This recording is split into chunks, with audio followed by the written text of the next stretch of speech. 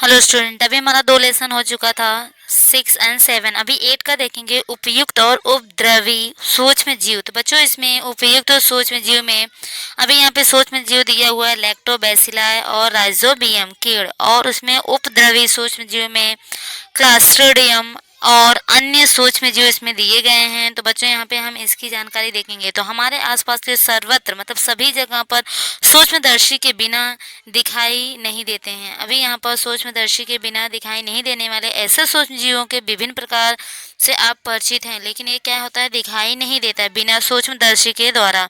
तो हमारे दैनिक जीवन में यह सूक्ष्म जीवों से क्या संबंध है, तो यहाँ पे हम देख लेते हैं। अभी उपयुक्त तो सूक्ष्म जीव यूजफुल माइक्रो ऑर्गेनिज्म, जो यूजफुल होता है मनुष्य के लिए।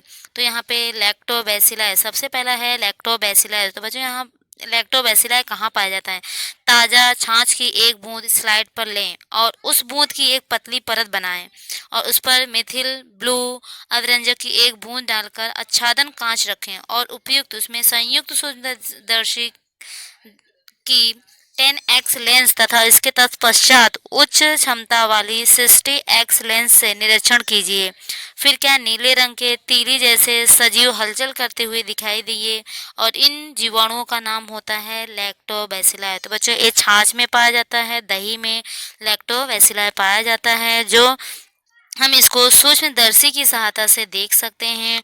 और ये आयताकार होता है और लैक्टोबैसिलाई जो होता है अनऑक्सीज जीवाणु है। तो बच्चों ये अनऑक्सी मतलब ये ऑक्सीजन के बिना जीवित रह सकता है, अर्थात यह बगैर ऑक्सीजन के भी ऊर्जा निर्मित कर सकता है। तो इसलिए बच्चों इसको हम अनऑक्सी जीवाणु कहते हैं, लैक्टोबैसिलस को। ये दूध से दही कैसे बनता है और इस प्रक्रिया में निश्चित रूप से क्या होता है, तो बच्चों यहाँ पे देखते हैं लैक्टोबैसिलाई।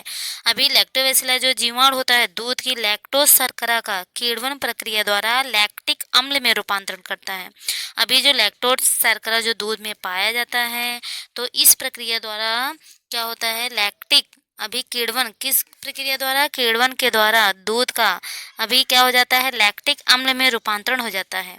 तो इसके कारण दूध का जो पीएच होता है वो कम हो जाता है और दूध के जो प्रथिन का स्कंदन होने के कारण इसके कारण यहाँ पे दूध के प्रथिन अन्य घटक से क्या होता है, अलग हो जाता है और इसे ही हम दूध का दही में रूपांतरण कहा जाता है। तो इसे हम दूध का दही कैसे बनता है बच्चों, यहाँ पर जो लैक्टोबैसिलाई जीवाणु होता है दूध की जो लैक्टोज शर्करा उसमें पाया जाता है वो किण्वन की प्रक्रिया द्वारा लैक्टिक अम्ल में रूपांतरण कर देता है और इसका जो पीएच होता है कम हो जाता है और प्रथिन का स्कंदन होता है।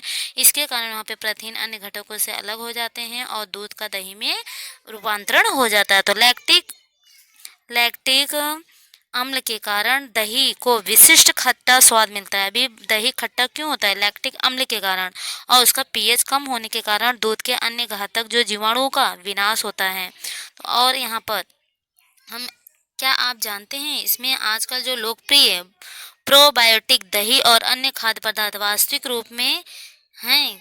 क्या ऐसे पदार्थ में लैक्टोबैसिलाई जैसे उपयुक्त सजीवों का उपयोग किया जाता है? ऐसा अन्य शरीर के लिए स्वास्थ्यवर्धक सिद्ध होने के कारण यह है कि यह सूक्ष्म जीव आहार नाल के क्लास्ट्रोडियम जैसे घातक जीवाणु नष्ट कर हमारी रोग प्रतिकार क्षमता को बढ़ाता है। तो बच्चों इसका यूज क्यों किया जाता है, लैक्टोबैसिलाई जो होता है ये क्या करता है, ये जो सूक्ष्म जीव आहार नाल में जैसे क्लास्ट्रोडियम जैसे घातक जो जीवाणु होते हैं उसको क्या करता है, ये क्या करता है, उसको मारने का काम, नष्ट करने का काम करता है। इसलिए रोग प्रति क्षमता को बढ़ाने का काम करता है। कौन, लैक्टोबैसिलाई।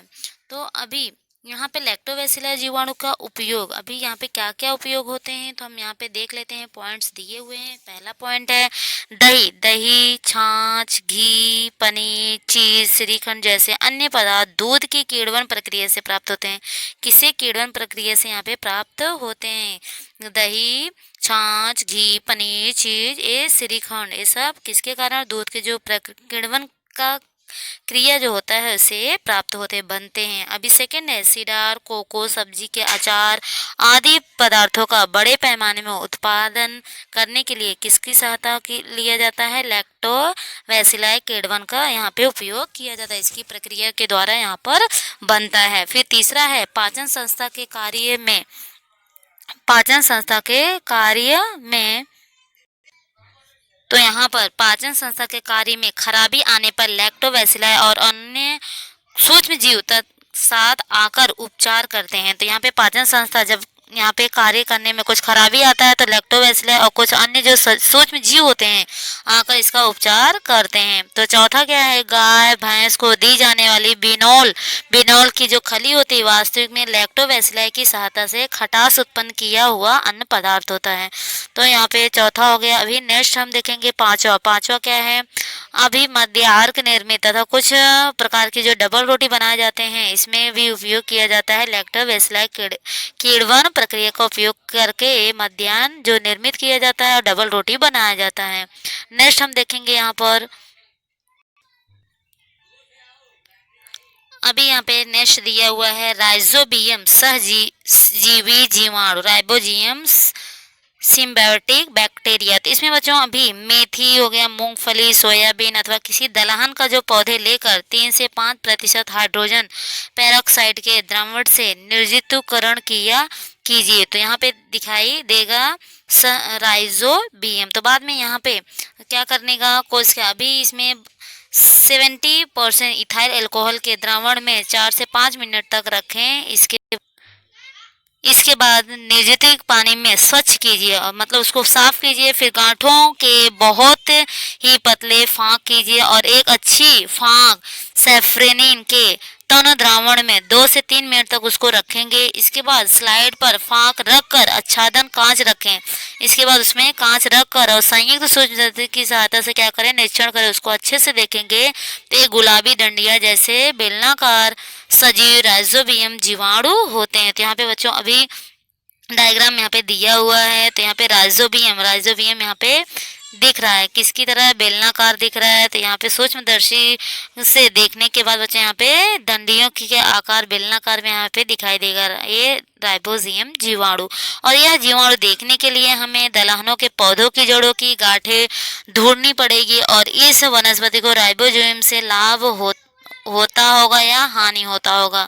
तो बच्चों यहाँ पर भी राइजोबियम का हम कार्य और महत्व देख लेते हैं, क्या इसका इम्पोर्टेंस है और क्या रोल मतलब क्या कार्य करता है। तो अभी यहाँ पे राइबोजियम जो होता है, राइजोबियम, ये यहाँ पे जो जड़ों पर गांठों में रहने वाले राइजोबियम उस पौधों को नाइट्रेट तथा अमीनो अम्लों की आपूर्ति करता है। क्या काम करता है, ये राइजोबियम जो होता है पौधे को नाइट्रेट और अमीनो अम्ल की आपूर्ति जो पूरा करता है। तो और इसके बदले पौधे से कार्बोज पदार्थों के रूप में ऊर्जा प्राप्त करते हैं और इस प्रकार एक दूसरे को फायदेमंद साबित होने वाला इस संबंध को सहजीवन कहा जाता है। तो बच्चों यहाँ पर जो गांठ होता है, गांठ जो होता है, ये गांठ जो राइबोजियम होता है ये क्या करता है, अम्लों की पूर्ति मतलब अमीनो अम्लों की आपूर्ति करता है पौधों के लिए, लेकिन इससे इसके बदले में कार्बोज पदार्थ के रूप में ऊर्जा प्राप्त करते हैं। इस प्रकार एक दूसरे को क्या करते हैं, ये फायदेमंद साबित होने वाले ये संबंध को क्या कहा जाता है, सहजीवी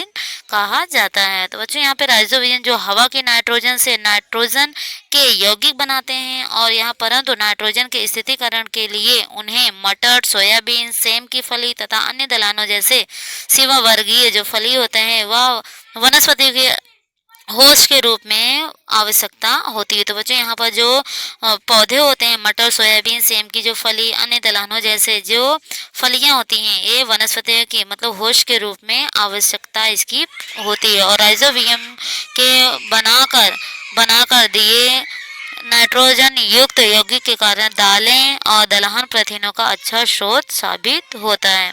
तो यहाँ पे दलहनों की फसल की समाप्त होने पर उनकी जड़ें तथा पौधे पर कुछ भाग विचारपूर्ण मिट्टी में मिलाकर जीवाणुओं की मात्रा कायम रखी जाती है। तो दलहनों की जो फसलों की समाप्त होने पर उनकी जो जड़ें और पौधे का कुछ भाग विचारपूर्ण मिट्टी में मिलाकर जीवाणु की मात्रा कायम रखी जाती है और राइजोबियम के कारण रासायनिक खादों का उपयोग कम होता है। अतः यहाँ पे रासायनिक खादों का दुष्परिणाम टाले जा सकते हैं और खादों की खर्चा कम होने के कारण किसानों का क्या होता है, फायदा होता है। और आजकल बच्चों यहाँ पे बुआई के पहले ही बीजों का राइजोबियम युक्त द्रव या पाउडर लगाया जाता है और बुआई के बाद यह राइजोबियम जीवाणु पौधों में प्रवेश करते हैं और इस पद्धति को राइजोबियम टीकाकरण भी कहा जाता है। और यह प्रयोग दलहनों के साथ साथ तृणधान्य और अन्य फसलों को भी नाइट्रोजन की आपूर्ति करने हेतु उपयुक्त होता है। तो बच्चों यहाँ पे अभी हम लोग नेक्स्ट हम देखेंगे नेक्स्ट वीडियो में। धन्यवाद।